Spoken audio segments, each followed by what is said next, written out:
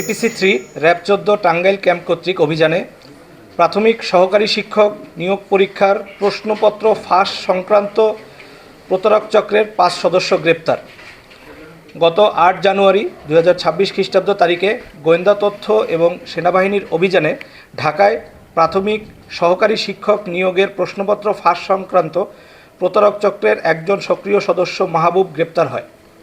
উক্ত সদস্য গ্রেপ্তারের পরে তার নিকট হতে প্রাপ্ত গোয়েন্দা তথ্য এবং সেনাবাহিনীর জিজ্ঞাসাবাদে উক্ত চক্রের বেশ কিছু সক্রিয় সদস্যের টাঙ্গাইলে অবস্থান নিশ্চিত হয়। পরবর্তীতে গোয়েন্দা তথ্যের ভিত্তিতে CPC-3 র্যাব 14 টাঙ্গাইল ক্যাম্পের একটি চৌকস আভিযানিক দল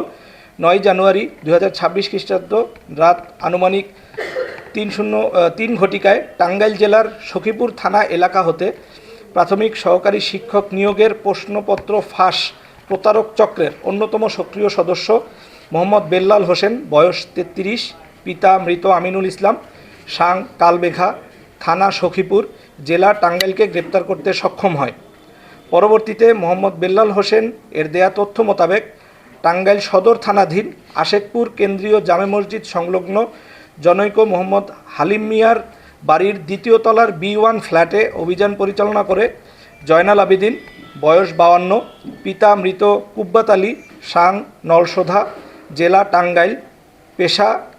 অফিস সহকারী প্রশাসনিক শিশু কল্যাণ প্রাথমিক শিক্ষা অধিদপ্তর ঢাকা, মোহাম্মদ আনোয়ার হোসেন, বয়স 52, পিতা মৃত রজব আলী, সাং আশেকপুর, থানা সদর, জেলা টাঙ্গাইল ও মোহাম্মদ আলামিন, বয়স 28, পিতা মৃত নূর মোহাম্মদ মিয়া, সাং কামারনওগাঁ, থানা দেলদুয়ার, জেলা টাঙ্গাইল এবং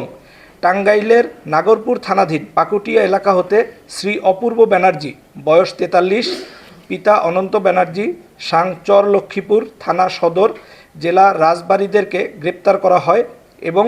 তাদের নিকট থেকে ব্ল্যাঙ্ক চেক, স্টাম্প পেপার, প্রার্থীর প্রাথমিক সহকারী শিক্ষক নিয়োগের প্রবেশপত্র, প্রার্থীর আসল সার্টিফিকেট এবং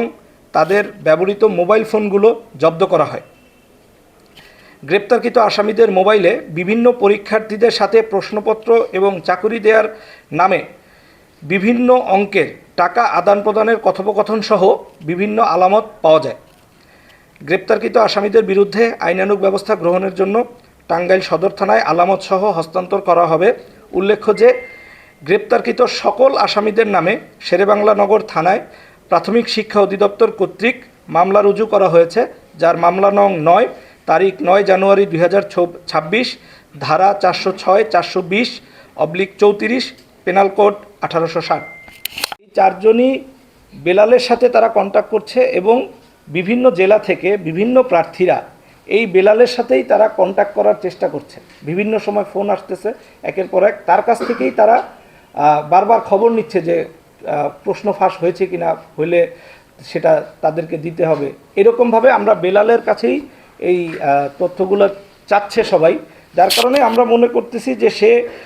মূল হোতা না হলেও সে অন্যতম একজন সক্রিয় সদস্য এই প্রতারক চক্রে।